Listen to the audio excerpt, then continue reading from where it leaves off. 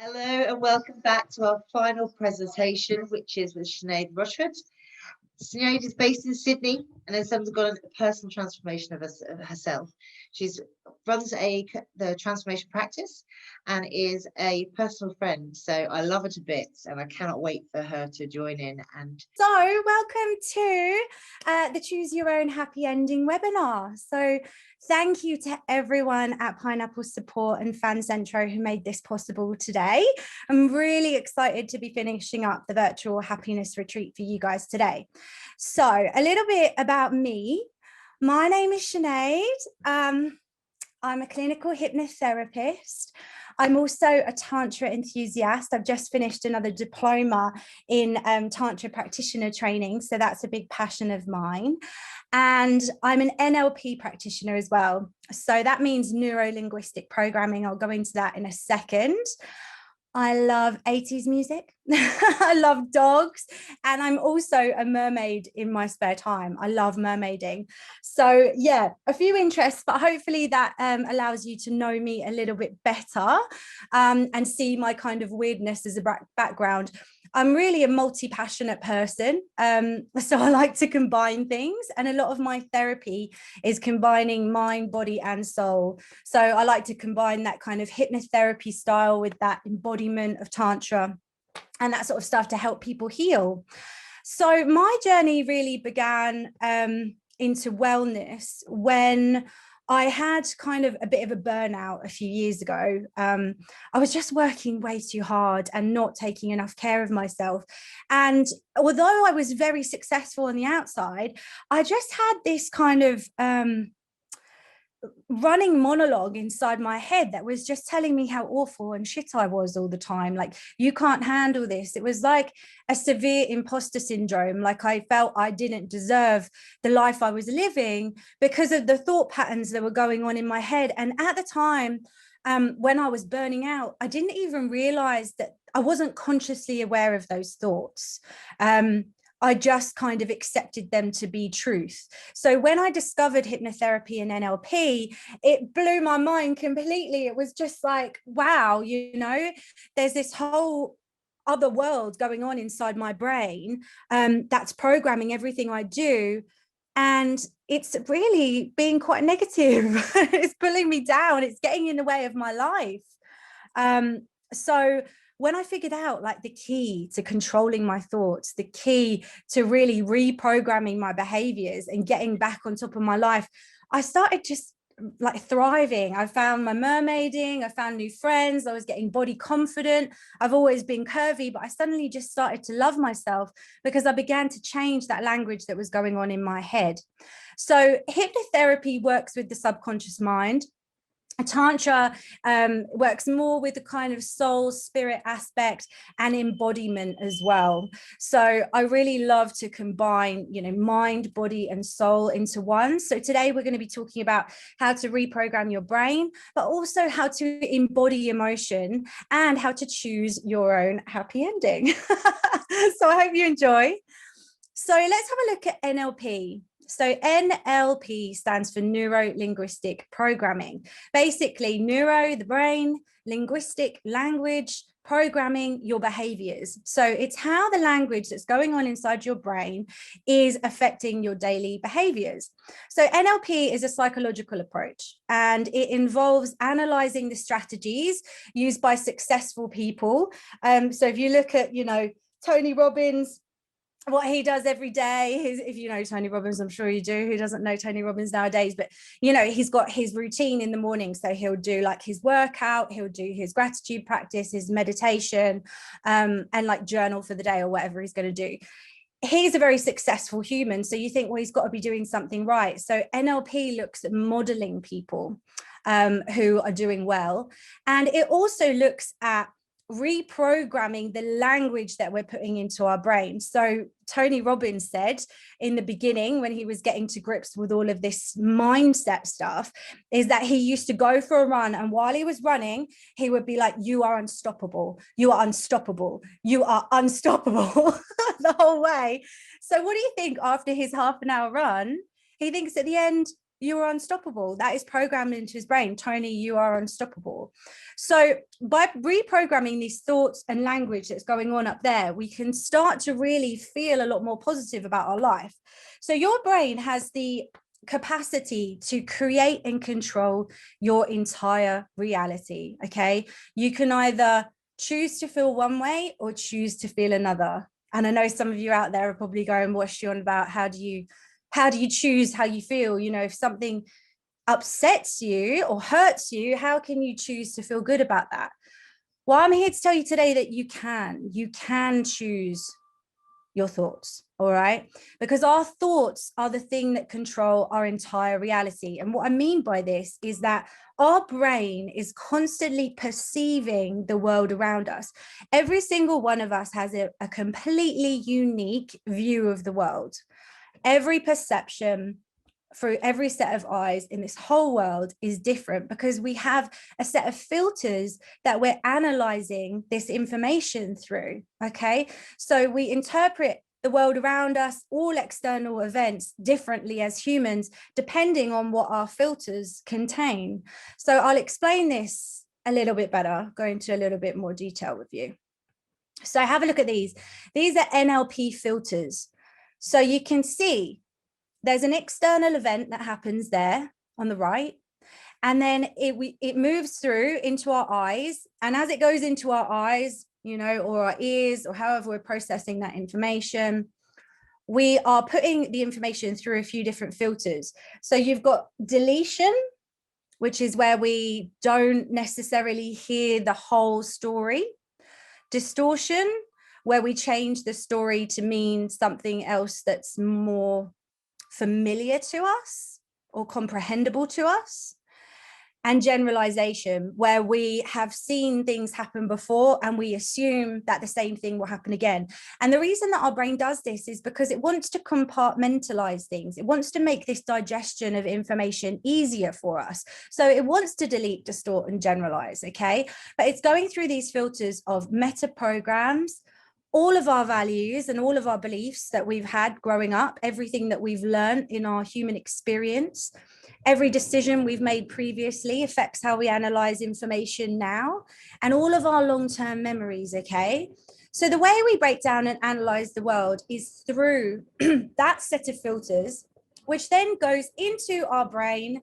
Our brain creates an internal representation of what we think is going on in the outside world.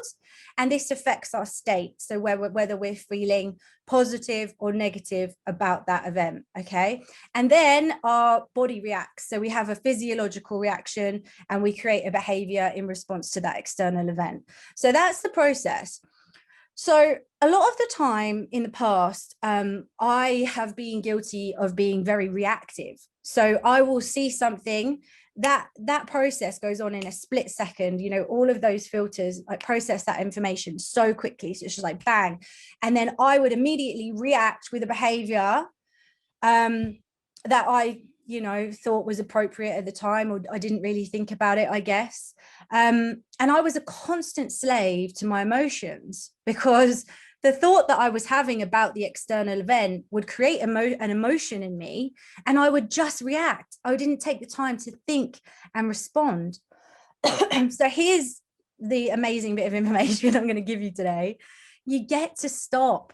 You get to stop. You get to pause. This pause in your life before you react to anything is so important. Some people do this naturally, you know, other people are a bit more reactive. Some people like to take a few minutes to analyze the information before they respond. But if you feel a distressing emotion, okay, you've made meaning of an external event and it's triggered you in some way. I'll speak about this in more detail as we move forward.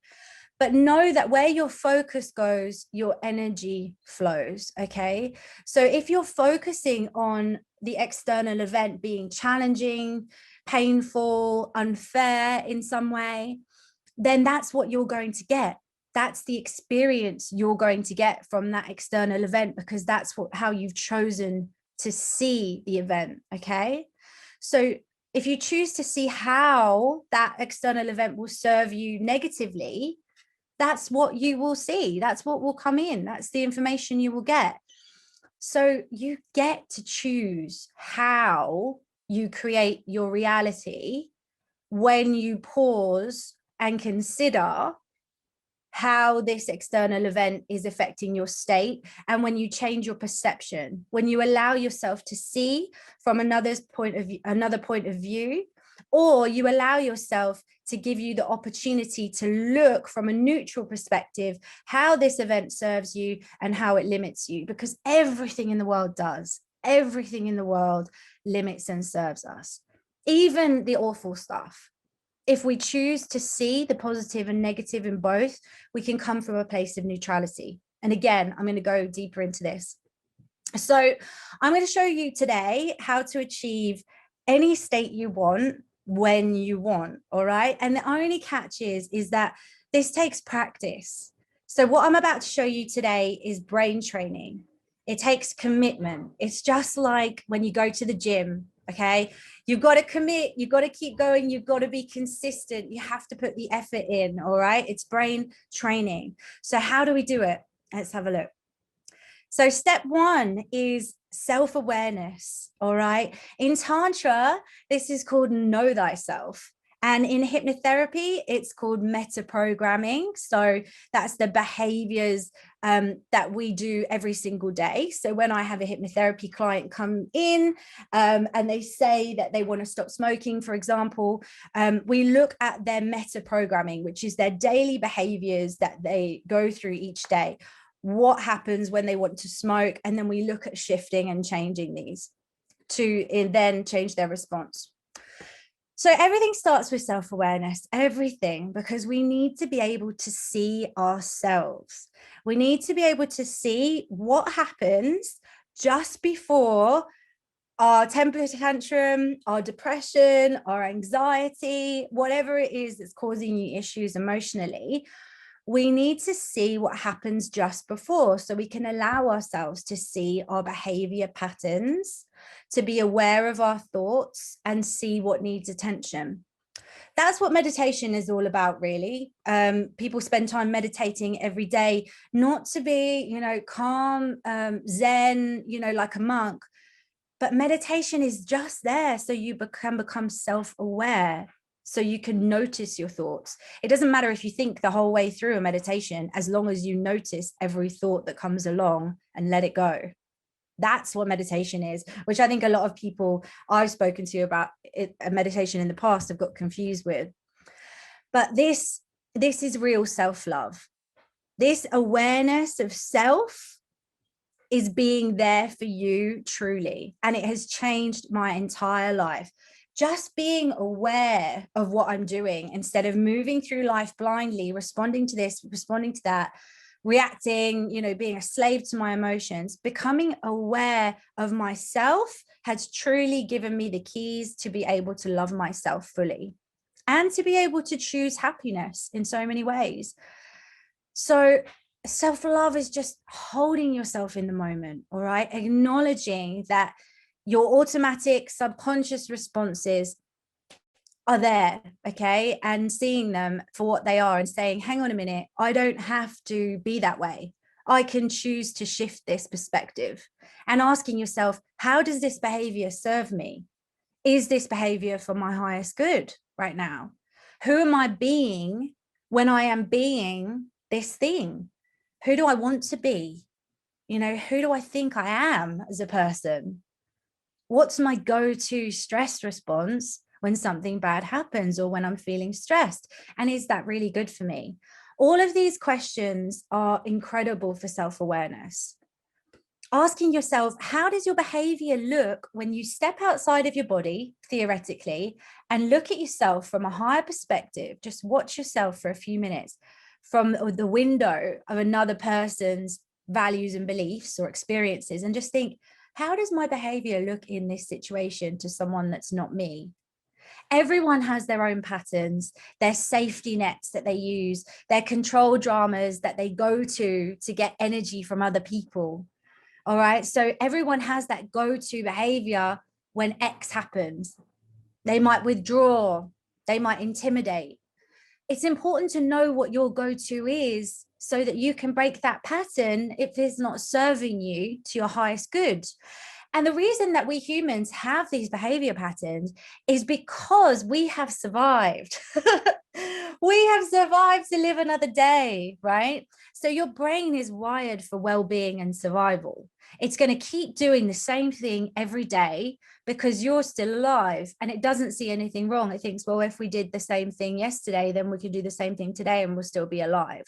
So the brain is choosing the path of least resistance for you every day. So that's why it goes to the same old behaviors, the same old withdrawal techniques, the same old jealousy, whatever it is, whatever it's doing to cope, it's doing that because it's used to doing that, because it's comfortable.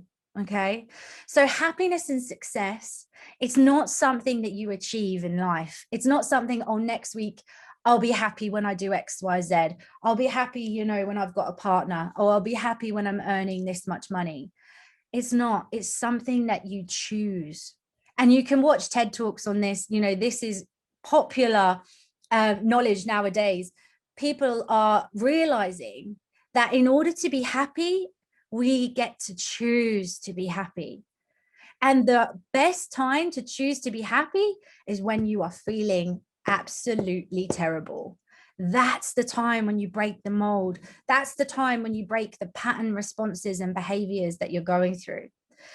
So, thoughts about external events trigger an emotion within us. All right. Emotions are just perceived projections of reality. What does happy mean to you?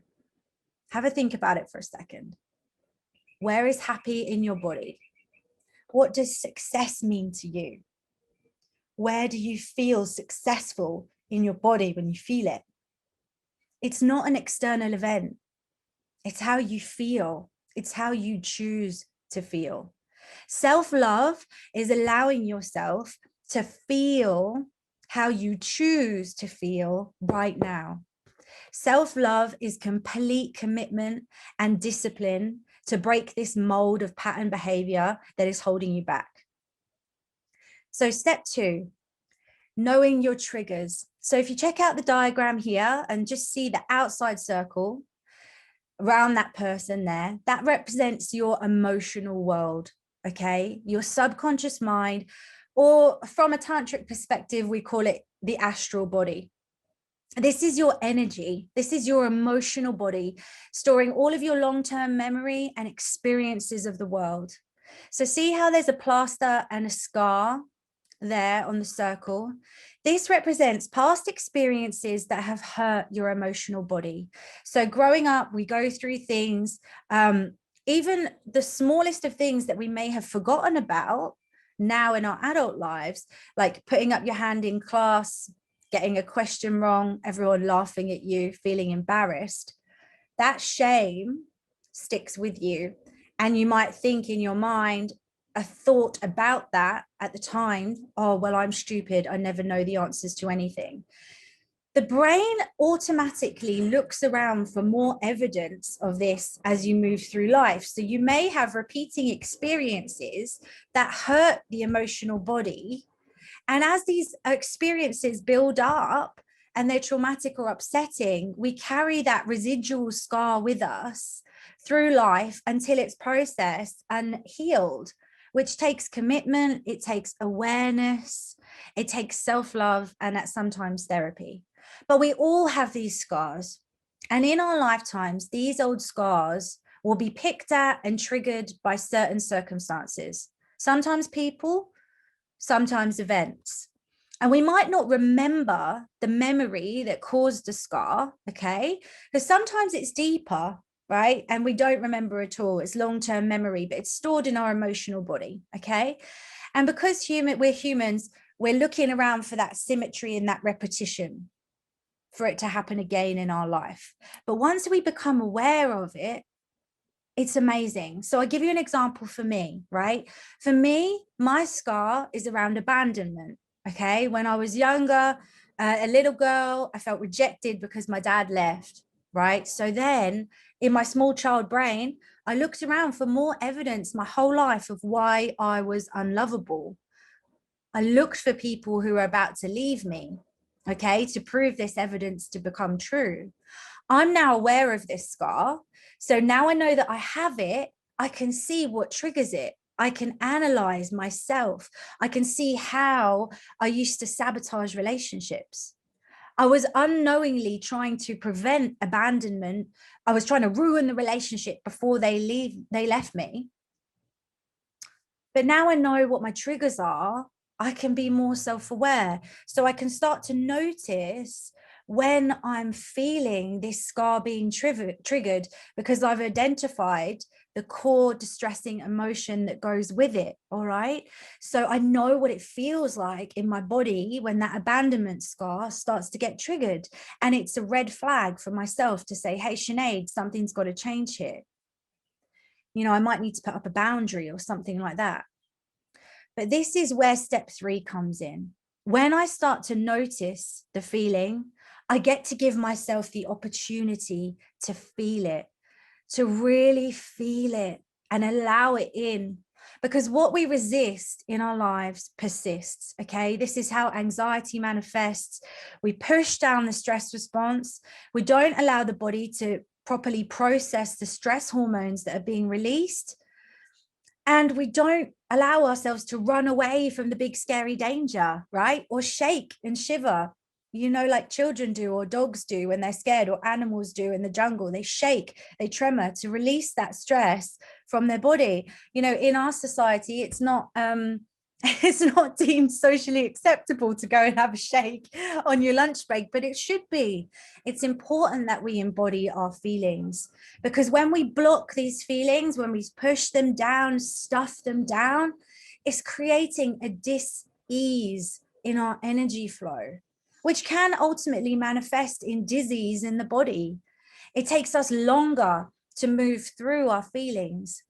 Say you push down this emotion for years and years, right? You haven't been able to say something to a partner or a friend, and it's been building up inside you for years. And then one day you just explode, just go crazy and say all of it. That's an example of extreme buildup. If you dealt with the circumstances as they come along, embodying and flowing with your emotion, then you would have processed that and it wouldn't have resulted in a big, big drama. So embodiment and flow is all about feeling and noticing your emotions. So awareness, again, is everything. For me, I know what the abandonment feels like in my body. It feels like someone has just kicked me in the guts, straight in the guts. That's what it feels like. And I used to feel this feeling, and then I would react instantly without thinking. I would observe an external event. So for me, I'll remember an exact time. I'll tell you where it was. In a club with my boyfriend at the time, and I saw him talking to another girl and just innocently chatting, I'm sure, but they were talking quite closely because it was a club and the music was loud. And I felt this bang in my stomach, this just raw, like someone had literally punched me in the guts with a heavy weight, bang. And I felt this immediate reaction. I didn't even think about it. My abandonment wound was triggered. I stormed over and I said something. I can't remember what I said, and stormed out of the club in a huff. Didn't even give them a chance to respond. Now, now I look back and I think, well, was that the best way to respond? I ruined my whole night out.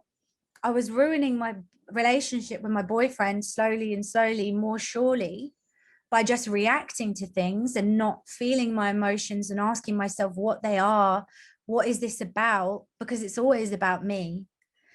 But now I can feel this feeling and I remember this is about me. This is how I'm analyzing the world around me. This is how I'm making meaning of this situation. I give myself a chance to weigh up the options and say, well, is this true? Is this what's really happening? With everything, with every thought that comes through my mind, especially the negative ones. Now I don't stuff the feeling down. Instead, I breathe all the way into it and I surrender to the emotion. I notice it in my body. I say, hey, there's that abandonment scar. Where is it? What color is it? What's the sensation? Is it constricting? Is it heavy? And I allow myself to surrender completely to this feeling, and I breathe into the exact space where it is in my body.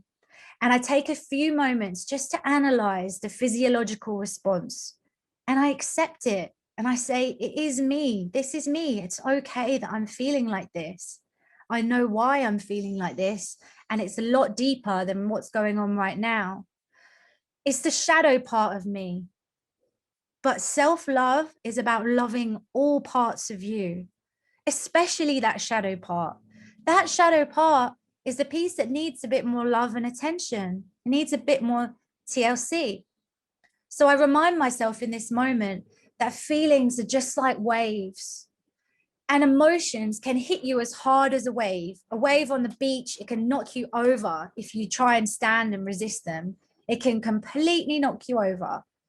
But if you allow them to wash over you, in Australia, here on the beach, people duck under the waves, right? And as an English person, when I first got here, I was like, oh, just stood on the edge.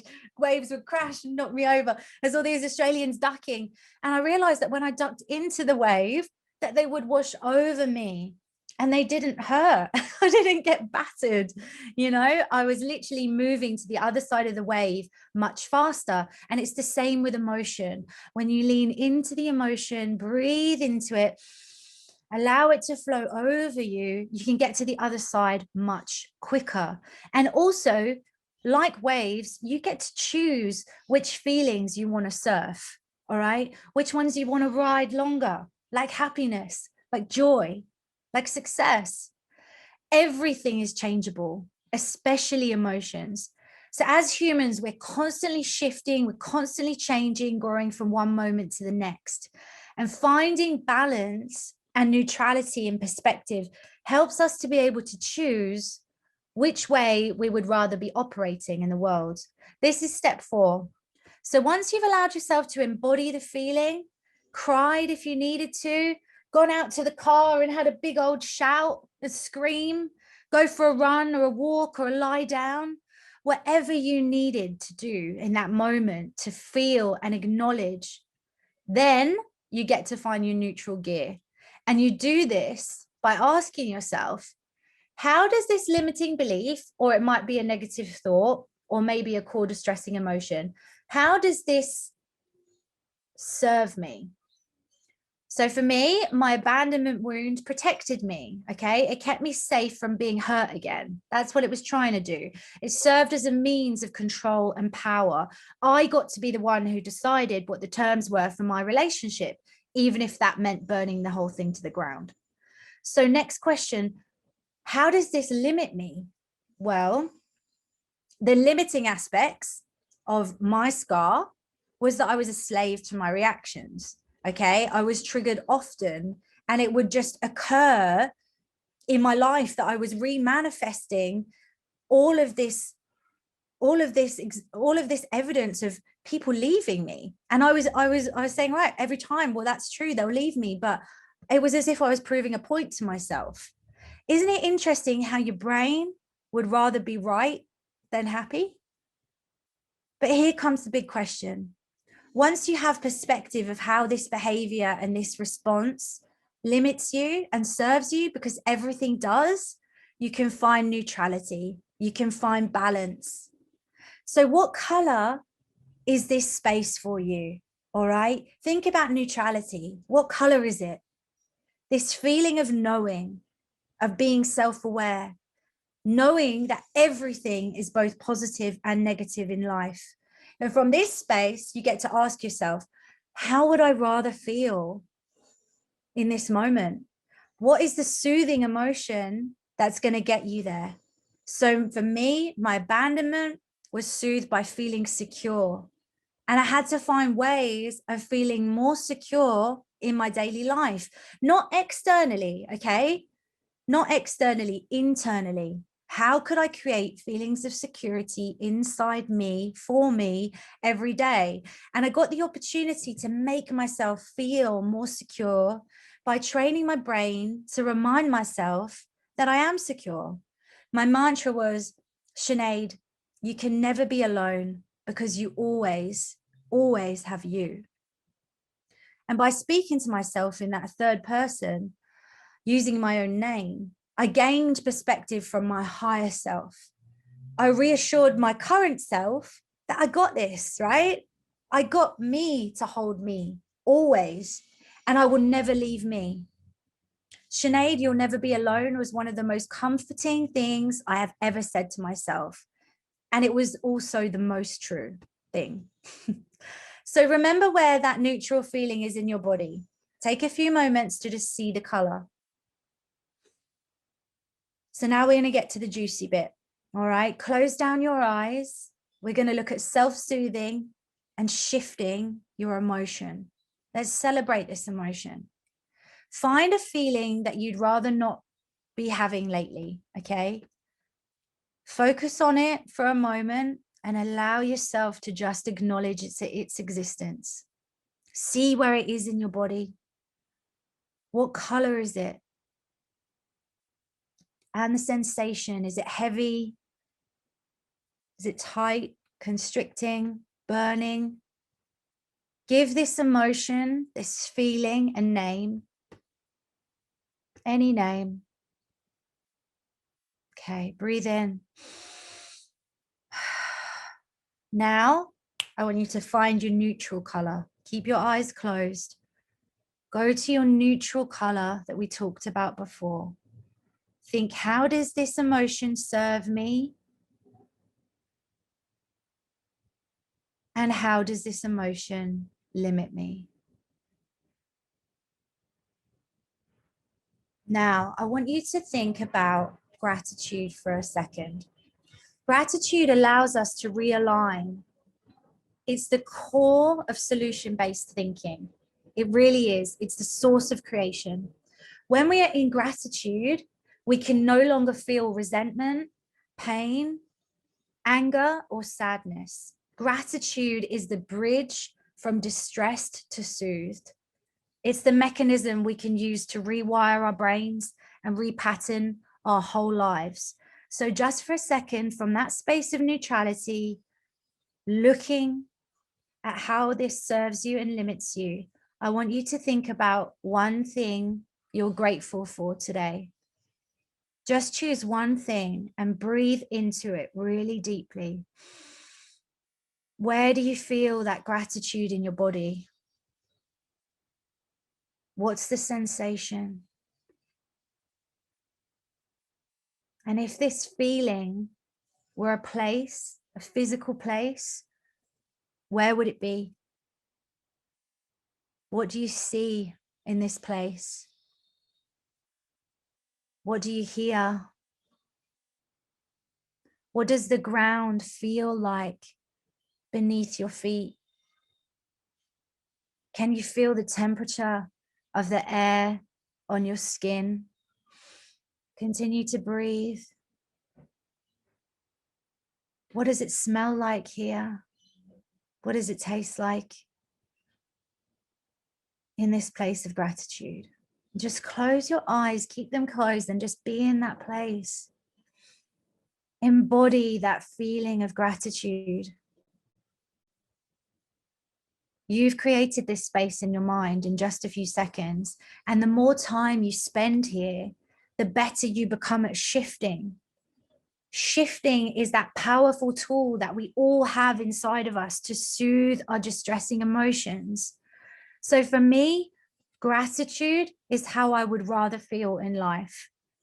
It's a soothing emotion to most problems that come up. If I'm feeling negative, it's usually from a scarcity mindset, a place of fear. Gratitude helps soothe that for me. Find what your soothing emotion is and allow yourself to have that ability to shift, moving from bad or distressing through to neutral, considering how it limits and serves, how I'd rather feel, really stepping into that place. And when we have this ability to shift, we can choose our feelings and therefore our whole lives. All right. For me, gratitude is that place in between pain and pleasure. Intentionally spend time with yourself in that place every single day. That's going to invite ease into your life. Gratitude is a muscle that we can flex every single day to create alignment in our lives. I do believe it's good for the human brain.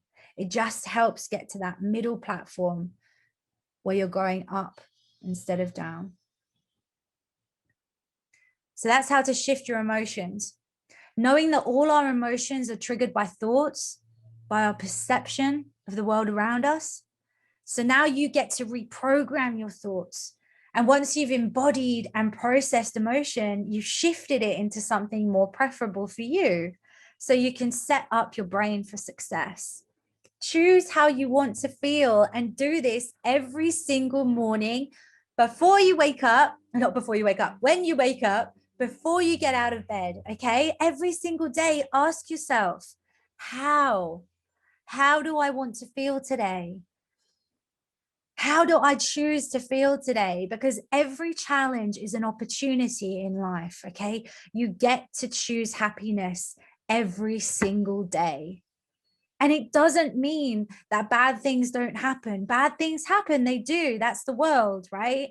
But it's how we choose to process these occurrences that counts. It's how fast we get back up on our horse and choose to be happy inside, because no one else can choose it for us. Successful people are people who keep on going, all right? They get back up on their horse a little faster every day because they know they have the power to choose which direction they're going in. Your brain is so powerful. You are the constant creator of your entire reality. So whether you think you can or you think you can't, you will always, always be right. So thank you so much for listening today. And if you want to work with me or know someone who does, please contact me at thetransformationpractice.com.au. I would love to hear from you. You can always book in a free discovery call with me. It's 30 minutes and we can have a chat through what's going on for you and see how we can help. And you can follow me on Instagram as well. It's selflove_hypno_coach. So thank you so much for your time today. And thank you, Kelly, for having me. Pineapple support. I think so much love. Hope you enjoyed that. I always love watching you because you have such a good energy. And it's I've personally seen how much you've transformed yourself, and it's just inspiring. And I cannot tell people enough that you have to try and just take these comments on board and do it. We've actually got a note there's quite a long note in the chat room, Sinead, there, if you've got a minute. There's someone who's just yeah, of course. Let's have a look. Thank you so much, everyone, for getting in touch. It is so true. Yeah, just looking at the individual struggles of how people get through and how they find their own independent closure. That's it. Just accepting, just self-acceptance, because there are things in life that you can't change, right? And accepting that, surrendering to it. That's been my word for the whole year, really, is surrender. Because of COVID, because of everything that's going on, the more you try and resist these things in life, the more powerless you feel. So by accepting and like understanding what's happened in your life, but then choosing how you use that knowledge and that wisdom to move forward is choosing your happy ending, right? And once you figure out that you have the power to do that, you are infinitely powerful. You can do anything. You're superheroes. I love it. I absolutely love it. Thank you so much for your time today, sweetheart. And thank you to everyone that's shared and commented on the chat. It's been an absolute pleasure to present to you. And I'm really happy that we ended with you, Sinead. I just love it. I feel calm and I feel confident in myself again. And I think that's what we all need to just feel a bit more empowered. Thank you so much. I love to leave you now, and I'll say goodbye to everybody else, because I want to thank everybody that's obviously been with us today. Thank you for the attendees. Thank you, Fancentro, who have obviously obviously supported us and helped put this all on for you. Thank you to our presenters, Hannah, Mickey, Liza, Ingrid, Nell, Melrose and Sinead. And hopefully we can provide you some resources that will make you, or tools that will help you ongoing with making yourself feel a bit happier in yourself. We will be putting everything on our YouTube channel. Obviously, a little bit of time just while it gets processed and uploaded. But if anyone has any questions or queries, then feel free to contact us via our website, pineapplesupport.org, or you can contact us on, as we said earlier, on our emails. Mine is kelly@pineapplesupport.org. That's it for me for now. And I just want to say final thank you, much love, and all have a great day. Cheerio. Bye-bye.